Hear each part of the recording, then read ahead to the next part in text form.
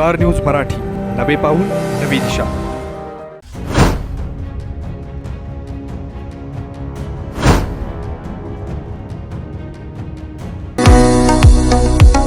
आता दातांच्या दुखण्याचं टेन्शन सोडा. विटा शहरात प्रथमच कॉस्मेटिक ट्रीटमेंटसह वेदनारहित उपचारांचा सुरू झालाय दातांचा दवाखाना. Gurukrupa dental clinic and implant centre. Doctor Omkar Vilas Chavan, dental surgeon, fellowship in cosmetic and general dentistry. आमचा पत्ता Gurukrupa multi speciality dental clinic, hotel Mahadev समोर, कराड रोड, विटा. 12 वर्षापासून ग्राहकांच्या सेवेत असलेले महालक्ष्मी फूड्स, जयराम मसाले, विटा.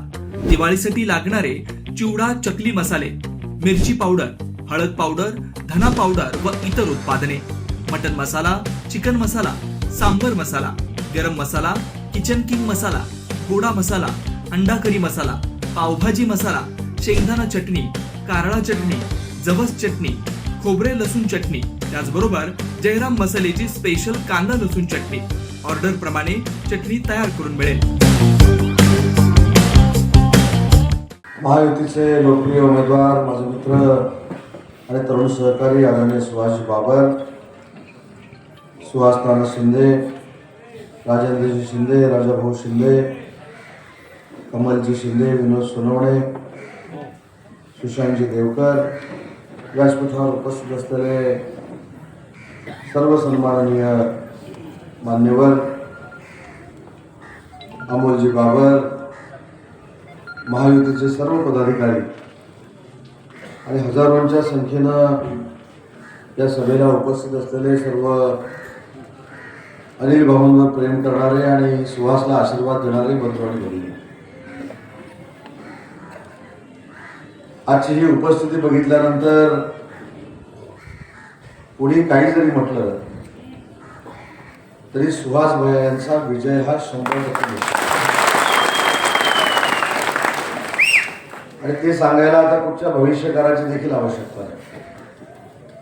मी स्वतः विधिमंडळामध्ये 4 वेळा आमदार म्हणून काम केलं. राज्याचा 3 वेळा राज्यमंत्री, मंत्री, विविध महामंडळांचा अध्यक्ष राहिलो. परंतु अनिल भाऊनीची कामाच्या पाठपुराव्याची दिशा फक्त सुहासला दिली नाही, तरी आमच्यासारख्या कार्यकर्त्यांना देखील दिली. आणि याचं मूर्तिमंत उदाहरण म्हणजे त्याने केलेलं पाण्याचं काम. मला आठवतं की नागपूरला एक कॅबिनेट मिटिंग सुरू होती आणि कॅबिनेटच्या सुरुवातीला मला आणि शंभूराज देसाई साहेबांना अनिल भाऊ भेटले आणि सुहास भैया त्यांनी आम्हाला दोघांना दमच दिला. आणि अनिल भाऊंचा दम कसा असायचा तुम्हाला सगळ्यांना माहिती आहे. ते मला म्हणाले की कॅबिनेटच्या बाहेर मी बसून राहणार आहे. मला बाकी कोण काय मंत्रिमंडळामध्ये करतात मला माहित नाही. मुख्यमंत्री मोदयांनी माझा विषय हा कॅबिनेटमध्ये आणलाय. तुम्ही दोघांनी तिथं जर तो मंजूर करून घेतला नाही तर बाहेर मी बसलेलोच आहे. परंतु माणसामधली संवेदना काय असते मी अनिल भाऊंकडून शिकलो. कॅबिनेटची मिटिंग झाली. कॅबिनेटची मिटिंग झाल्यानंतर अनिल भाऊ शाल घेऊन बाहेर होतो आणि फार मोठा गुच्छ घेऊन बाहेर होतो. मला वाटतं ते पहिलं मुख्यमंत्री मोदयांना भेटणार आहे. तरी मला भेटून सांगितले की कॅबिनेटमध्ये ज्या पद्धतीनं तुम्ही आणि शंभूराजने मुद्दे मांडले त्याबद्दल माझ्या मतदारसंघातल्या लोकांच्या वतीनं तुमचा सत्कार करण्यासाठी मी बाहेर उभा आहे. आणि तुम्ही दोघांनी मिळून जे माझ्या मतदारसंघासाठी केलेलं आहे ते मी कधीही विसरू शकत नाही. असा दानत असलेला नेता आज आपल्यामध्ये राहिला नाही हे आपल्या सगळ्यांना दिसतं. 7 जानेवारी मला आजही आठवतं. 7 जानेवारी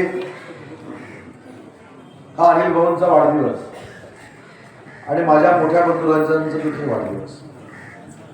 कोल्हापूरला एकदा सुहास भैया मला कार्यक्रमाच्या निमित्ताने येऊन भेटले आणि खरंच सांगतो की त्या कार्यक्रमाला माझ्या मोठ्या भावाचा वाढदिवस असल्यामुळे मी येणार नव्हतो.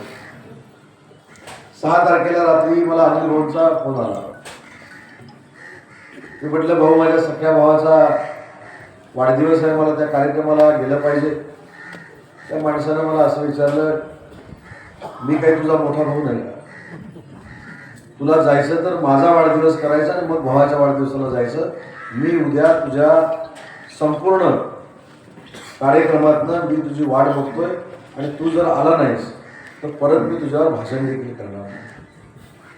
असा हक्काचा माणूस, मार्गदर्शन करणारा माणूस, कारण माझं आणि त्यांचं नातं हे राष्ट्रवादी काँग्रेस पार्टीपासून होतं. पाण्यासाठी कशा पद्धतीनं त्यांनी पाठपुरावा केला आहे हे आम्ही सगळ्यांनी बघितलेलं आहे. आणि म्हणून मला असं वाटतं की सुहास भैया विधानसभेमध्ये जाणं ही खऱ्या अर्थानं अनिल भाऊंना असलेली आदरांजली आहे, श्रद्धांजली आहे. आणि म्हणून सगळ्यांनी आपणच सुहास बाबर आहे असं समजून आपलं आणि आपल्या सभोवतालची मतं ही सुहासच्या पाण्यामध्ये टाकली पाहिजे. आज आपण सुहास भैयाचं भाषण ऐकलं. त्यांनी भाषणामध्ये सांगितलं की अनिल भाऊंवर देखील काही लोक टीका करतात. नियती हे त्याला उत्तर आहे, काळ हे त्याला उत्तर आहे.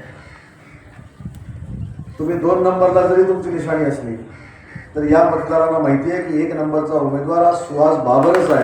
त्याच्यामुळे चिंता करण्याची काही आवश्यकता नाही. आणि तुम्ही स्वतःसाठी काय मागितलं? मी आज राम मंदिरामध्ये देखील जाऊन आलो. मी आज दर्ग्यावर देखील जाऊन आलो. मी या परमेश्वराला स्मरून सांगतो की तासगावला दिलेलं उपकेंद्र या ठिकाणी आणण्यासाठी फक्त आणि फक्त अनिल भाऊ बाबरनीच प्रयत्न केला, बाकी कोणी प्रयत्न केला. आणि सुहास भैयाचे सहकारी म्हणून आमचा शब्द आहे, महायुतीचं सरकार येणारी काळ्या दगडावरची रेघ आहे. आणि हे सरकार आल्यानंतर पहिल्या 3 महिन्याच्या आत तुमची आणि तरुण सहकाऱ्यांची असलेली मागणी ही महाराष्ट्र शासन नक्की पूर्ण करेल. हा देखील माझा मिनी MIDC तुम्हाला पाहिजे. मिनी MIDC करून इथल्या रोजगार निर्मितीसाठी आपण प्रयत्न करणार आहात. हे देखील काम शासन आल्यानंतर आम्ही नक्की करू. परंतु माझा अजून एक अनुभव सांगतो. महाराष्ट्र राज्याचे मुख्यमंत्री आदरणीय एकनाथ शिंदे साहेबांबरोबर देशाच्या अनेक निवडणुकांमध्ये फिरण्याची मला संधी मिळाली. पण ज्या ज्या ठिकाणी देशभरामध्ये गेलो, ज्या ज्या ठिकाणी मी देशभरामध्ये गेलो, ज्या ज्या हॉटेलला मी उतरलो, तिथं पहिलं आमचं स्वागत करणारे तुमच्या गावातली लोक होती, तुमच्या तालुक्यातली लोक होती. कदाचित परिस्थितीला गरीब असतील पण मनाने मोठी होती. त्या हॉटेलच्या दारामध्ये येऊन उभी असायची. आमची ओळख ना पाळत मुख्यमंत्री मोदयांच्या कार्यक्रमाच्या पूर्वतयारीला मी जायचो. एक शाल, एक गुच्छ आणि ती 10-15 माणसं. अनिल भाऊंनी तुम्हाला भेटायला सांगितलंय आणि अनिल भाऊंच्या वतीनं तुमचा आम्ही सत्कार करतो. अनिल भाऊ कुठे? खानापूरमध्ये. आमचा सत्कार कुठे? बेंगलोरमध्ये, मद्रासमध्ये, चेन्नईमध्ये. ज्या ज्या ठिकाणी देशात मी गेलो त्या त्या ठिकाणी मला तुमच्या मतदारसंघातल्या लोकांनी तिथले स्थानिक असल्यासारखं अतिशय मानाची आणि सन्मानाची वागणूक दिली, आमचा सत्कार केला. आणि ह्याचं कारण एकमेव होतं आणि त्यांच्यावर केलेलं अनिल भाऊंनी प्रेम, त्यांना दिलेले आशीर्वाद आणि त्यांना दिलेलं सहकार्य, याचमुळे देशामध्ये देखील आमचा सन्मान होऊ शकला आणि तुमच्या मतदारसंघातल्या लोकांनी केला. एवढं उत्तुंग नेतृत्व. एखाद्या पाणी योजनेसाठी माझं मंत्रिपद गेलं तरी चालेल, मला मंत्रिपद नको असं सांगणारा देशातला एकमेव जर नेता कोण असेल तर ते अनिल भाऊ बाबर होते. कोणी वाटतं टीका टिप्पणी करतं. अनिल भाऊंच्या नकाशी ज्यांची तुलना होऊ शकत नाही अशी लोक अनिल भाऊंवर टीका करतात. आई वडील गेलेले असताना मुलगा जेव्हा निवडणूक लढवतो त्याच्या डोळ्यामध्ये अश्रू असतात, त्याची तुम्ही हेळसांड करता. आणि म्हणून मगाशी मी सांगितलं, परमेश्वर सगळं बघतो. नियती आणि काळ हे त्याला उत्तर आहे. सुहासशी एवढा विजय तुमचा संपादन होईल की काही लोकांचे डोळे पांढरे होतील आणि परत तरी ते फॉर्म भरणार नाही. फक्त एकच विनंती आहे, मला असं कळलं आणि तुम्हीच सांगितलं की प्रत्येक निवडणुकीला ते भाषण बदलतात. परत पडल्यानंतर भाषण बदललं तर फक्त तुमच्यासोबत घेऊन नका. पुढच्या निवडणुकीला तुम्ही सांगा हे बघा हे 4 वर्ष माझ्याबरोबर होते, निवडणूक लागली परत तिकडे गेले आणि माझ्या विरोधात भाषण केले.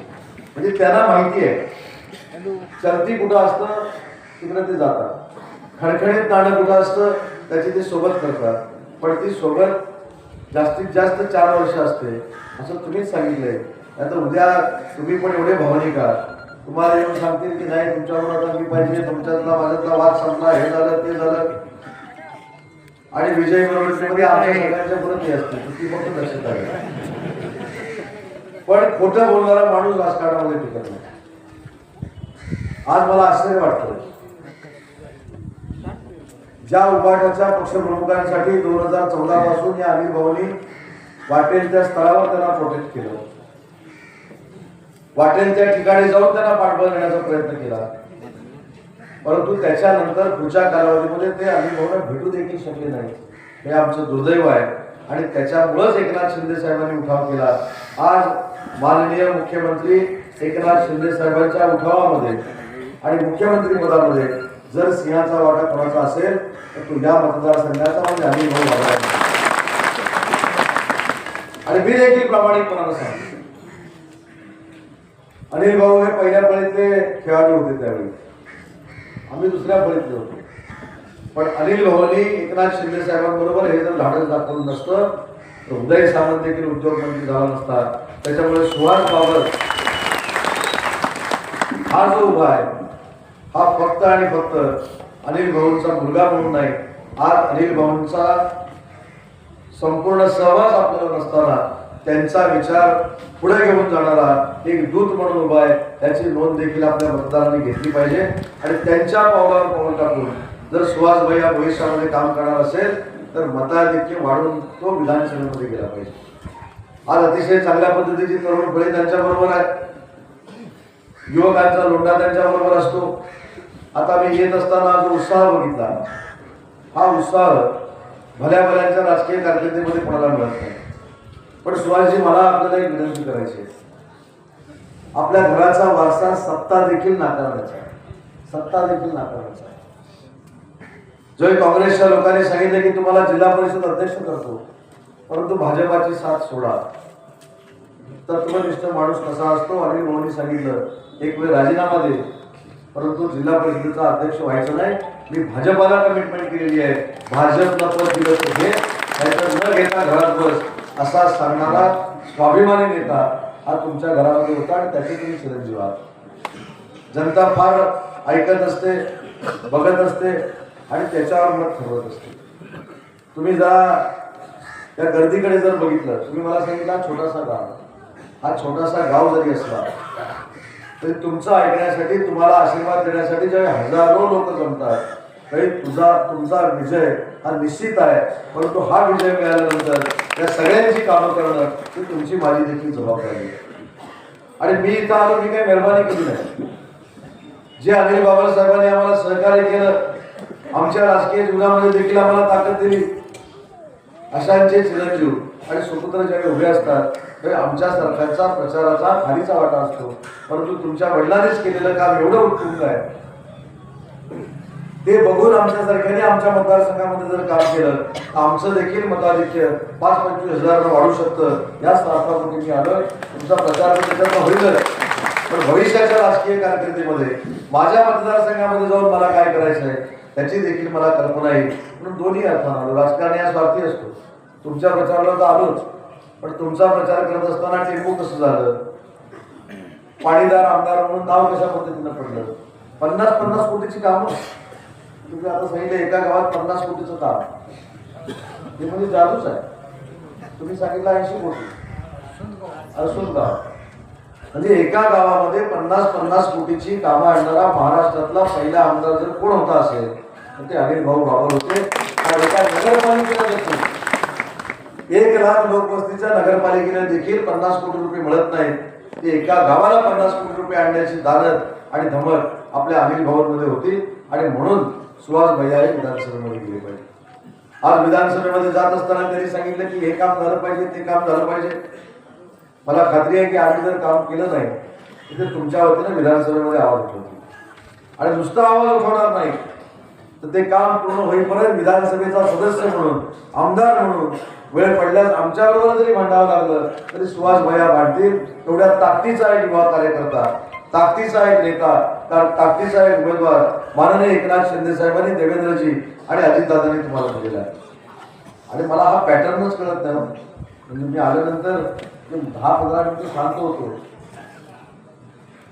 पॅटर्न काय? सगळ्यांचाच आशीर्वाद आणि अजितदादांनी तुम्हाला दिलेला आहे. आणि मला हा पॅटर्नच कळत नाही. म्हणजे मी आल्यानंतर 10-15 मिनिटं शांत होतो. पॅटर्न काय? सगळ्यांचाच आशीर्वाद. कैलासवासी आर पाटील साहेबांचा देखील आशीर्वाद. देवकर साहेब कुठे आहे? आमच्या जिल्ह्यात पण फोन करा नाही करत. त्यांचा पण आशीर्वाद. मला असं वाटतं की पतंगराव कदम साहेबांचा देखील आशीर्वाद असेल. म्हणजे हा सुहास भैयाचा कुठचा पॅटर्न नाही हेच मला कळत. पुढे येतं ना, एखाद्या वडीलधाऱ्या माणसाचा पॅटर्न तसाच्या तसा नम्रपणानं पुढे नेणं हा देखील मोठेपणा. आणि तसं तुम्ही जर वागला नसता तरी सिनियर मंडळी तुमच्यासोबत राहिली नसती. आणि म्हणून खऱ्या अर्थानं अनिल भाऊंचा तुम्ही वारसा वाढवताय, जोपासताय. पण जाताना मला कानात सांगा की हा पॅटर्न कसा तयार झाला. उबाटाचा पण दोन्ही तालुका प्रमुख, खानापूर, आटपाडी, उबाटा तालुका प्रमुख. हे भयानक पॅटर्न आहे बा. उमेदवार आमचा, पाठिंबा सगळ्यांचा. त्याच्यामुळं हा पॅटर्न जर आमच्यासारख्या प्रत्येकाला मिळाला तर मला असं वाटतं की महायुतीच्या जागा 288 पैकी 250 यायला काय हरकत नाही. पण एक मनापासून सांगतो की अनिल भाऊंचा आशीर्वाद तर आहेच. आज अनिल भाऊ जिथं कुठं असतील तिथं ते आशीर्वाद देत असतील. पण शेवटी त्यांचा वारसा पुढे नेत असताना वारसा पुढे नेणाऱ्या माणसामध्ये देखील क्वालिटी लागते. जसं मगाशी आपण सांगितलं की नाशिकची क्वांटिटी, द्राक्षाची इथली क्वालिटी, तशी नेत्यांमध्ये देखील क्वालिटी जर सर्वश्रेष्ठ कोणामध्ये असेल उमेदवारांमध्ये ती सुहास भैयांमध्ये याची देखील. उद्या राज्याचे मुख्यमंत्री आदरणीय एकनाथ शिंदे साहेब देखील येणार आहेत. त्यांना देखील सुहास बाबा किती मतांना निवडून येणार आहेत हे दाखवण्यासाठी लाखोंच्या संख्येनं तुम्ही तिथं उपस्थित राहिलं पाहिजे. आणि त्यांना देखील एक विश्वास दिला पाहिजे की अनिल भाऊंच्या पश्चात आम्ही सुहास भैयाबरोबर ठामपणानं उभे आहोत. आम्ही सगळे त्याच्यासोबत उभे आहोत. मी तुम्हाला शब्द देतो, शिंदे साहेबांच्या वतीनं, देवेंद्रजींच्या वतीनं आणि अजितदादांच्या वतीनं या मतदारसंघामध्ये सुहास भैया जे जे काय सांगेल ते करण्याची भूमिका सरकार म्हणून आम्ही घेऊ. आणि हे ठामपणानं का सांगतोय तर आज लिहून ठेवा, ज्यांच्याकडे पेन आहेत, कागद आहेत त्यांनी लिहून ठेवा. आणि 23 तारखेला माझा मोबाईल नंबर घ्या आणि मला फोन करा. 175 पेक्षा जास्त जागा जिंकून महायुतीचंच सरकार या महाराष्ट्रामध्ये येणार आहे. आणि त्या महायुतीच्या सरकारमध्ये फार मोठ्या मताधिक्यानं तुमचे देखील आमदार असतील याच्याबद्दल माझ्या मनात अजिबात नाही. पण मताधिक्य एवढं द्या की खऱ्या अर्थानं अनिल भाऊंना आनंद झाला पाहिजे. अनिल भाऊंना वाटलं पाहिजे जिथं कुठं असतील तिथे की माझ्या पश्चात माझा मतदारसंघ सांभाळणारा, माझ्या लोकांना बरोबर घेऊन जाणारा, माझ्या लोकांना साथीनं नेणारा आणि माझ्यासारखीच माझ्या सगळ्या लोकांना वागणूक देणारा माझा मुलगा हा फार मोठ्या मताधिक्याने विधानसभेमध्ये गेलाय आणि माझं स्वप्न पूर्ण करण्यासाठी गेलाय. हे समाधान जिथं कुठं ते असतील त्यांना बघण्याची संधी आपण सगळ्यांनी मिळून प्राप्त करून द्यावी एवढीच मला या सभेच्या निमित्तानं विनंती करायची आहे. आणि एक भावनिक नेता कसा असतो ते सांगतो आणि माझं मनोगत संपवतो. 7 जानेवारी मी सुहासला देखील सांगितलं. 7 जानेवारीला मी हेलिकॉप्टरने की विमानानं आलो होतो, हेलिकॉप्टरनं आलो होतो आणि भाऊ माझ्या बाजूला बसलेले होते. तुम्हाला मी सांगितलं की भाऊंचं बोलणं आणि अधिकारवाणी ही आमच्यावर सगळ्यांवर कायमस्वरूपी चालायची.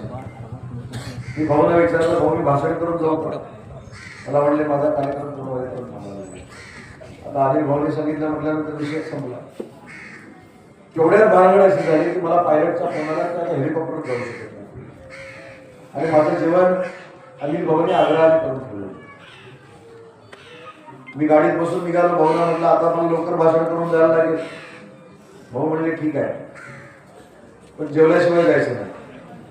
भाऊ आता दोन्हीकडनं सांगताय, लवकर पण जा म्हणताय, घरी जाऊन जेवण पण करा म्हणताय. म्हणले नाही, जसं मी तुला घरात वाढणार होतो तसं जेवण डब्यातून तुला गाडीमध्ये दिलं. तुम्हाला आश्चर्य वाटेल, जेवण तर चमचमीत होतं सोडून द्या, परंतु जसं मला घरात वाढलं असतं तशा पद्धतीची व्यवस्था माझ्या गाडीमध्ये अनिल भाऊंनी करून ठेवली होती. मला असं वाटतं की ही संवेदना आहे, ही भावना आहे, याला मोठ्याचा म्हणतात, याला माणूस म्हणतात. त्याचा माझ्या वाढदिवसाला आला मंत्री आणि गेला, मला काही फरक पडत नाही, माझं काम झालं असा वापर करून घेणारा आपला नेता नव्हता. आणि तसेच त्यांचे चिरंजीव आहेत. आणि म्हणून मला विनंती करायची आहे की धनुष्यबाणासमोरचं बटन दाबून फार मोठं विक्रमी मताधिक्य आपण सुहास भैयाला मिळून द्यावं. 3 कामांनी सांगितलेली आहे, त्याची जबाबदारी आज मी स्वीकारलेली आहे. एक मिनी MIDC, दुसरं उपकेंद्र आणि तिसरं सोने चांदीच्या दुकानदारांकडे काम करण्याचा जो व्यवसाय आहे त्याच्या बाबतीमध्ये देखील मी शब्द देतो. सरकार आल्यानंतर सुहास भैया तुम्ही मला परत उद्योगमंत्री जर ठेवलं तर पहिल्या 15 दिवसात याला देखील स्मॉल स्केलचा दर्जा दिला जाईल. हा शब्द आज इथे येऊन तुमच्या सगळ्यांशी संवाद करण्याची संधी मला मिळाली, त्याबद्दल मनापासून आपल्या सगळ्यांना धन्यवाद देतो. आणि भविष्यामध्ये हा विश्वास बाळगतो की 23 तारखेला आपल्या सगळ्यांच्या आशीर्वादानं आमचा सुहास भैया हा 100% विधानसभेत आमच्या बरोबर असेल हा विश्वास बाळगतो. तुम्हाला धन्यवाद देतो आणि थांबतो. जय हिंद, जय महाराष्ट्र. आपल्या परिसरातील लेटेस्ट बातम्या पाहण्यासाठी स्टार न्यूज मराठी यूट्यूब चॅनलला आत्ताच सबस्क्राईब करा.